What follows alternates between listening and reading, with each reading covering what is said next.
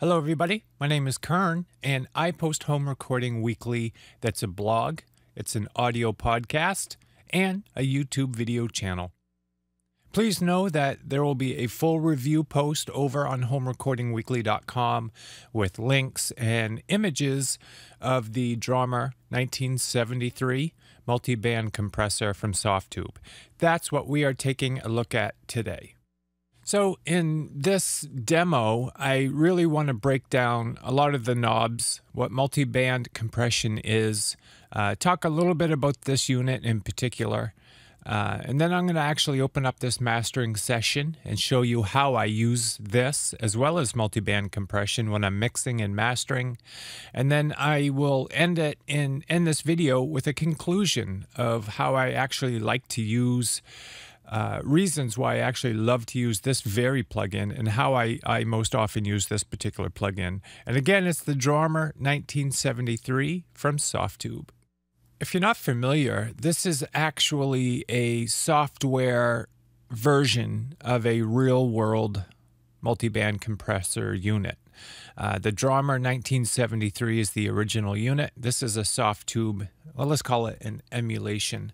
Now, the plugin, when they do a plugin of a real-world unit, a lot of times it can be viewed as better because they always include options that the real-world unit doesn't have.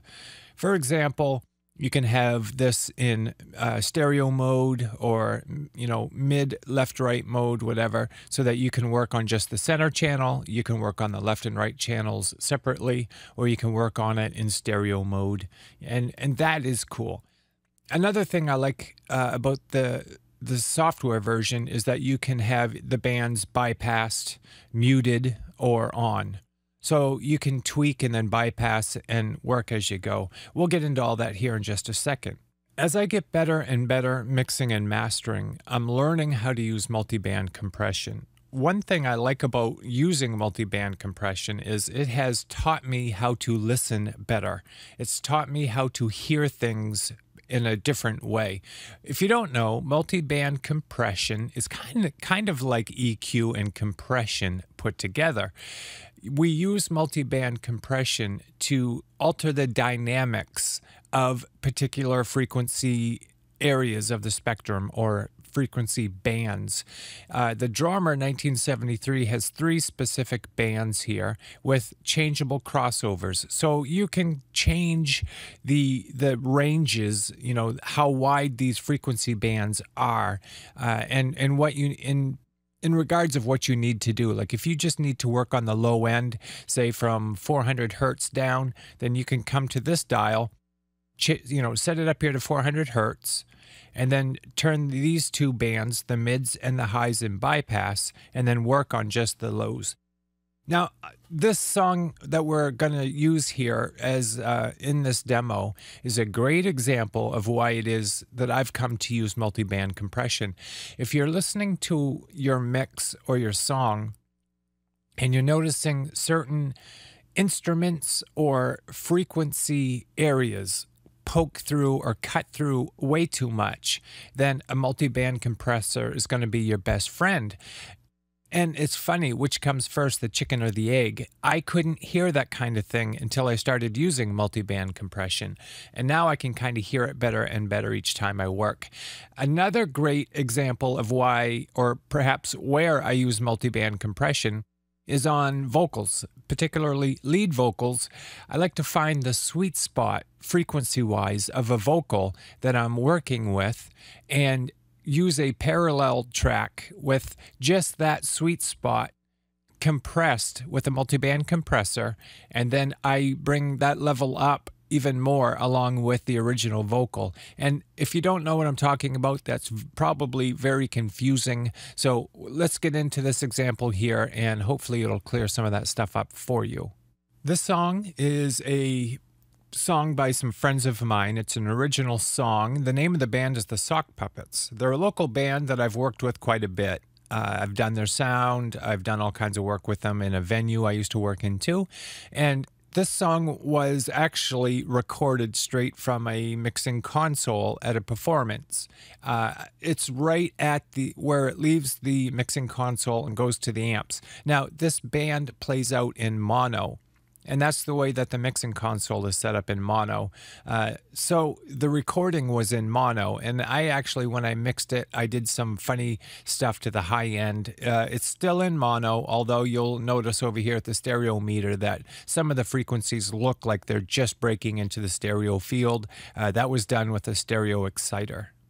At first, I thought that was going to hinder this tutorial, but being in mono, it's actually better because you can hear discrepancies better. You know, I mix in mono a lot because it helps me to find the troubled frequencies and phase issues, or, you know, all kinds of problems that stereo would mask or cover up. So the fact that this is in mono, or as close to mono as you'll ever get a recording that you're mastering, is probably good, because you're going to hear some things that are wrong with this song. So let's take a listen, and then I'll explain why I decided to open up the DRAWMER 1973 plugin from Softube.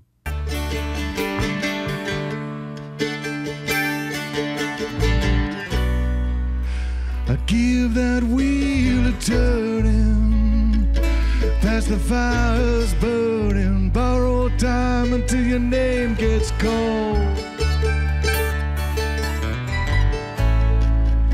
I'm never gonna run from nothing, you know I wanna taste it all.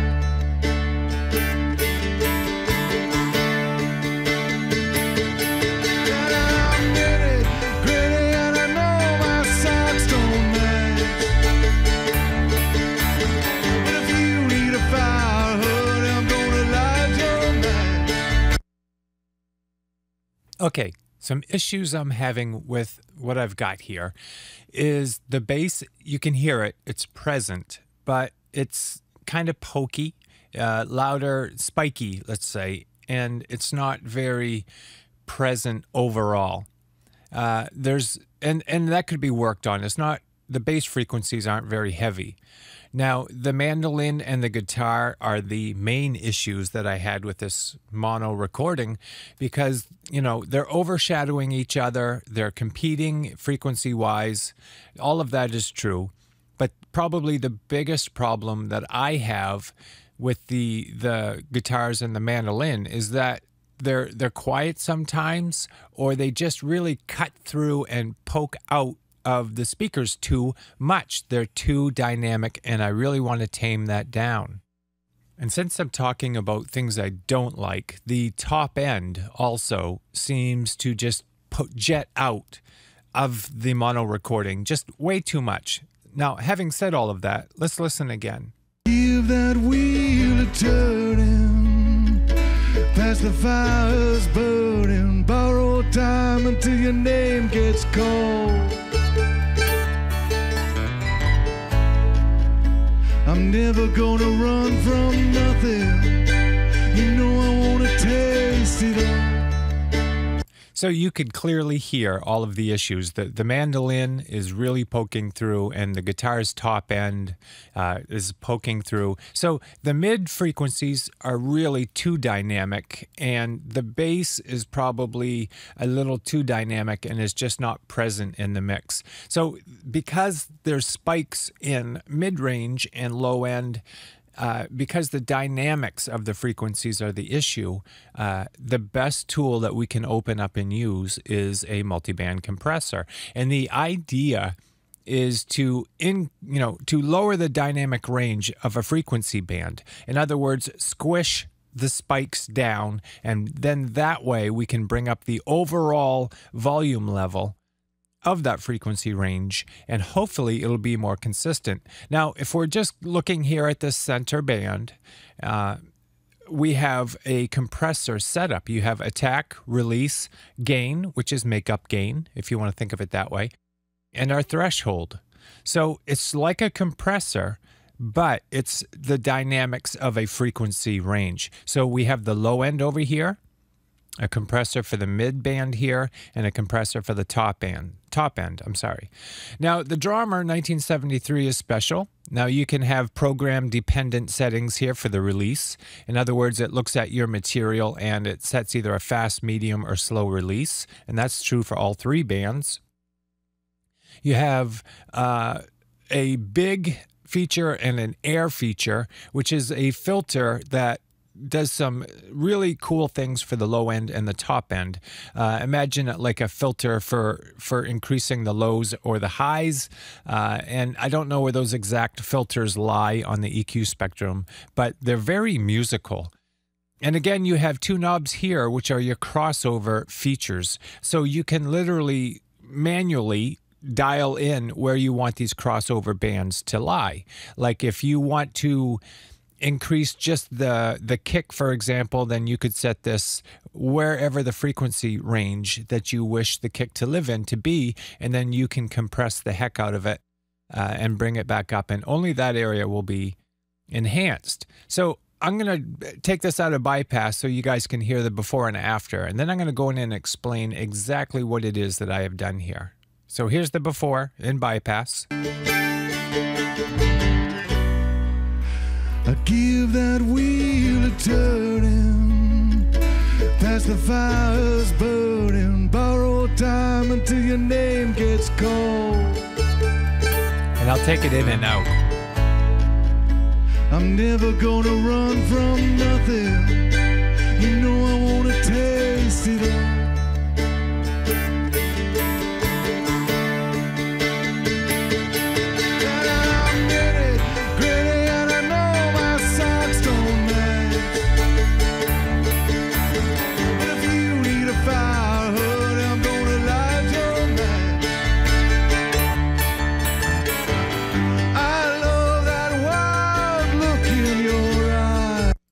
Okay, now to break this down, I'm going to bypass these two bands, the mids and the highs, and we'll start over here with the low band, exactly what I did.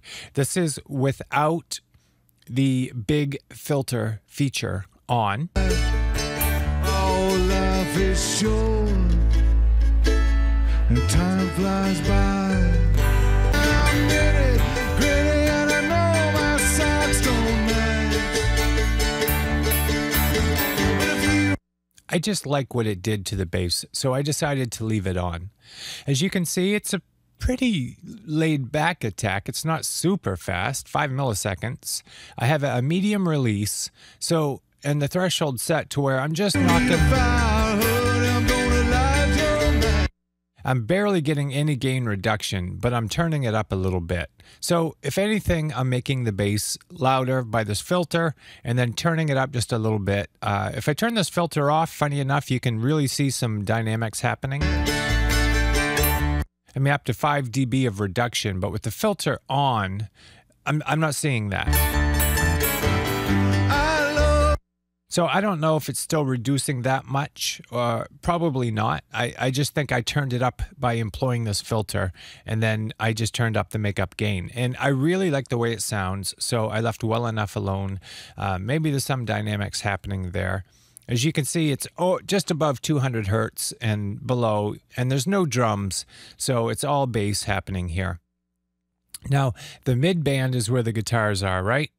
So I have it taking a pretty good fast attack, because as soon as the strings cross from the mandolin and the guitar, my threshold, I want it to grab it, and I want it to hang on to it for a good amount of time. So I have it program dependent, medium, and as you can see, that lowered probably up to 3 dBs at certain spikes, or maybe more, but definitely 3. So I brought the overall volume up probably 1 dB, and it really took the hinkiness out of the pokey, you know, how the mids were poking through the mix, the mono mix here, and it cut them off like a clipper would. So I brought them back in just a little bit, and it seemed to fit in there really nice. I'm going to do a before and after for you with that, and I'm going to get it here at this loud part. This seems to be where everything is happening the most.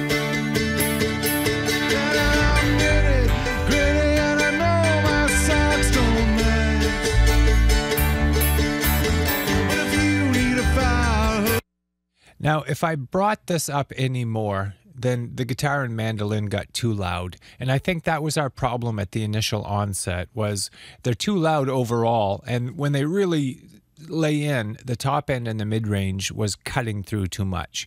So I'm not going to raise the overall makeup gain anymore. I really like what's happening here. So from about just below 2.5K and up is our high frequencies. And I like the air, and I'm going to turn this on now. And I'm going to turn the air off, and then I'll turn it on, and you guys tell me if you like what you hear.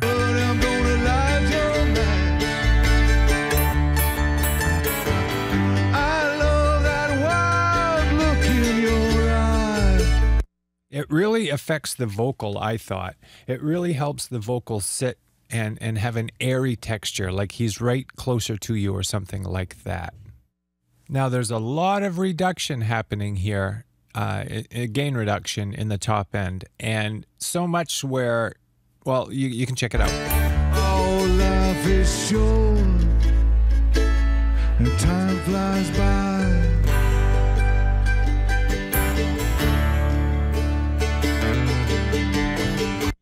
So I have a fast attack, a program-dependent slow release, and I'm not doing any makeup gain. There is so much coming through that I'm cutting it by up to 5 dB and probably more sometimes. And I'm not bringing the makeup gain up at all. It didn't need it. And in fact, it sounds like I need a de-esser if you listen. But I'm not going to do that because I really like how it sounds. So again, the air filter is engaged. I like what it's doing. And I'm cutting the transient off of the highs as soon as they go above the threshold here. And I'm hanging on to the compression for a long amount of time, but no makeup gain is happening. And let's listen to that.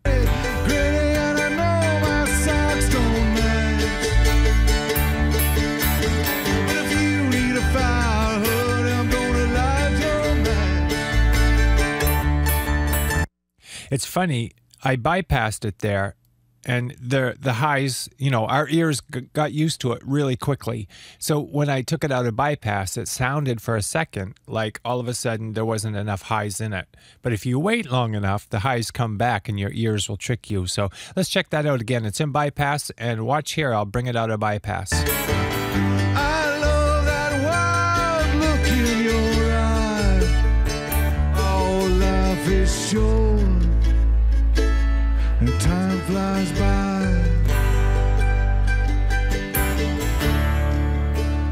It's a funny thing how our ears get used to anything if you leave it long enough, and that's what's happening here. I did bring it up just a skosh, just to prove my point. Now, you might think all of this is drastic, and you are absolutely correct. This is a mono recording that had some serious problems because I took it right from the board before it went out to the amp. I didn't take it before the preamp or anything where I could have done all kinds of good stuff. You know, I did mix this a little bit, but it's a mono live recording, and it is what it is. And I knew there were issues. They're a 3-piece, and, you know, they play in mono, and again, there are sonic issues here, but I brought this in, and I think it sounds night and day different, and that can be a great thing or that can be a bad thing. And again, where this is a plug-in version of a real-world unit, you have a wet and dry mix up here. So if this is too drastic for you, once you've done the dynamics to your mastering or your recording, then you can bring this in. It's in series right now, 100% wet, which means the signal is going 100% into this unit, and 100% altered is coming out to your ears. You can dial this back to 50%, which would be a true parallel, or anything in between, right? You can, and let's listen to what that sounds like. I'll bring it in like 50%, and you check that out.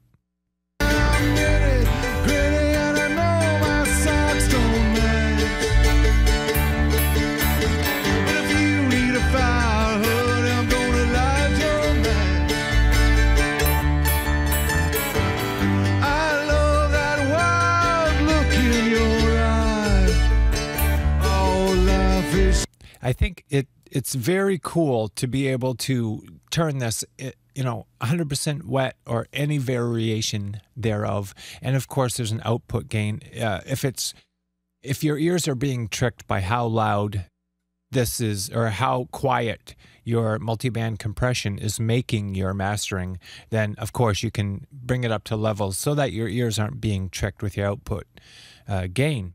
So that is the DRAWMER 1973 from Softube. How I like to use it, perhaps a very drastic mastering EQ job here. For an example, I gave you a trebled mono mastering, and I expected this to do miracles. But you know what? It did. It made the recording sound so much better, and by doing very little. Now, I promised you a conversation of why it is I like this so much.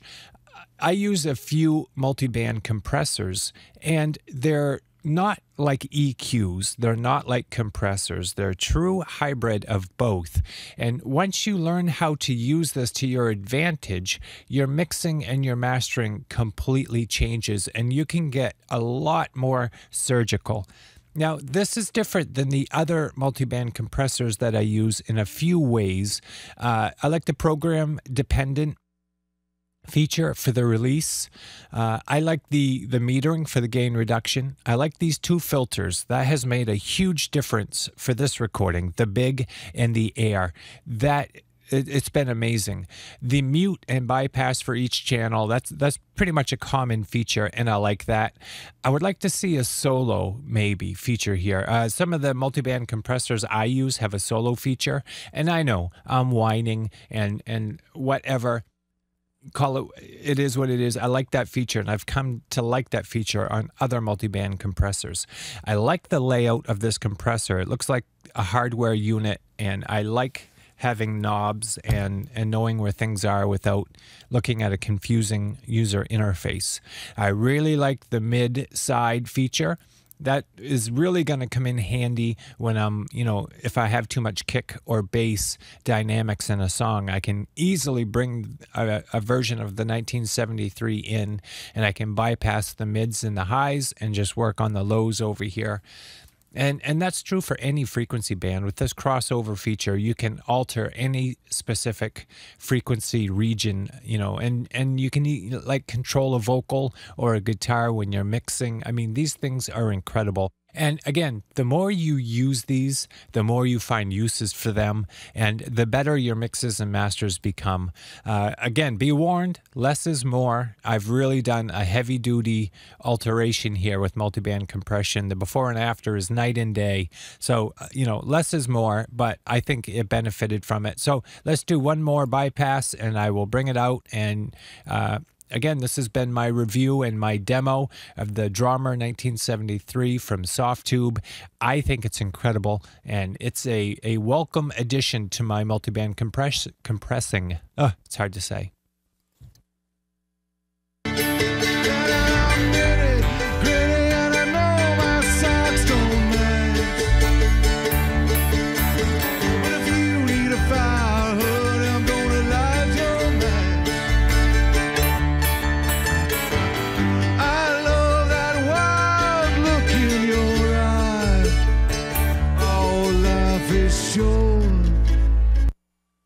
And let me just say in closing, I think the vocals sit so much better. Now, this is mono, so the guitars, mandolin, and the vocals are all competing for the same real estate in this master.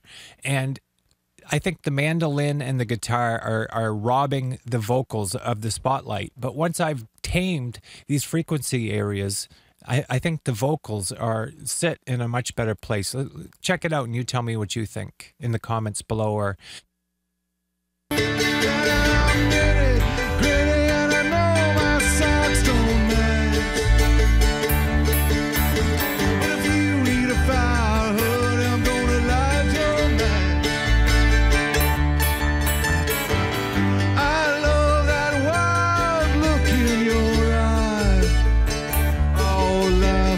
short and time flies by.